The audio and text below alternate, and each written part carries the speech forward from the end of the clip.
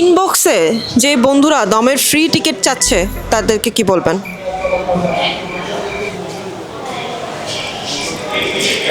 Don't do that. এখন পর্যন্ত কেউ চেয়েছে? অনেকে চেয়েছে, উফ মেজাজ খারাপ হয়ে যায়। ওকে, আপনার ফেসবুক ফ্রেন্ড লিস্টের কোন ফ্রেন্ড দম না দেখলে আপনি তাকে মাস্ট আনফ্রেন্ড করবেন, যে আপনার ক্লোজ? আমার বেস্ট ফ্রেন্ড নাম তো বলা যাবে না। নাফিসা মালিহা। দম দেখে যদি মানুষজন, মানে বিশেষ করে ছেলেরা যদি পূজাচরীর প্রেমে পড়তে থাকে, সো তখন আপনি কি করবেন? ব্যাপারটা এনজয় করব, আমার প্রেমে পড়ছে মানুষ, এটা তো এনজয় করার ব্যাপার। আচ্ছা, সো আজকে তো ঈদ, সালামি বেশি পাচ্ছেন নাকি দমের ভালোবাসা বেশি পাচ্ছেন? বেশি ভালোবাসা পাচ্ছি, এটাই তো মানে এটাই সালামি আমার জন্য।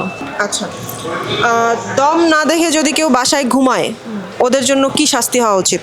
না, শাস্তি কোনো কিছুই না, এটা যার যার পার্সোনাল ব্যাপার যে আসলে তারা কোন সিনেমা দেখবে কোন সিনেমা দেখবে না।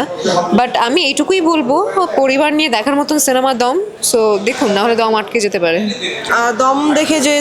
দম দেখে কেউ যদি অনেক বেশি কান্নাকাটি করে, অবস্থা খারাপ হয়ে যায়, আপনি একটু পরে হলে যাবেন, তখন আপনি সেই দর্শককে কি বলবেন বা কি থাকবে আপনার তরফ থেকে তার প্রতি? না, এটা আসলে ভাষায় প্রকাশ করার মতো না, কারণ আমরা যে ইমোশনাল জার্নিতে আমরা আসলে ছিলাম, যেটা পার করে এসেছি, এটা যদি দর্শকদের মধ্যেও দেখতে পাই, এটা আসলে স্পিচলেস একটা ব্যাপার, যেটা আমি নিজেও ওরকমভাবে ভাষায় অভিব্যক্তি করতে পারবো না, বাট ডেফিনেটলি একটা ভালো লাগার ব্যাপার।